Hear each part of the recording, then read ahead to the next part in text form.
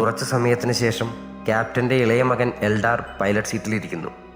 ആ സമയം മകൻ എൽഡാറിന് ഒരാഗ്രഹം, കോക്പിറ്റിലെ ജോയ്സ്റ്റിക്ക് നിയന്ത്രിക്കണമെന്ന്. മകൻ്റെ ആഗ്രഹം സാധിക്കുന്നതിനായി ജോയ്സ്റ്റിക്ക് കുറച്ചുനേരം കൺട്രോൾ ചെയ്യുന്നതിന് ക്യാപ്റ്റൻ മകന് അനുവാദം നൽകി. ആ സമയം വിമാനം ഓട്ടോ പൈലറ്റ് സിസ്റ്റത്തിലാണ് പ്രവർത്തിച്ചുകൊണ്ടിരുന്നത്. അതുകൊണ്ട് തന്നെ ക്യാപ്റ്റനും കൂടെയുള്ളവർക്കും തെല്ലും ഭയമുണ്ടായിരുന്നില്ല. എന്നാൽ എൽഡാർ അവൻ്റെ ഉള്ളിലെ ആകാംക്ഷയിൽ ജോയ്സ്റ്റിക്കിൽ ശക്തിയായി തിരിക്കാൻ ശ്രമിച്ചു. പക്ഷേ അവരറിഞ്ഞിരുന്നില്ല ഇതൊരു അപകടാവസ്ഥയിലേക്കാണ് പോയിക്കൊണ്ടിരിക്കുന്നതെന്ന സത്യം. ശേഷം അതുതന്നെ സംഭവിച്ചു. Autopilot partially disengaged.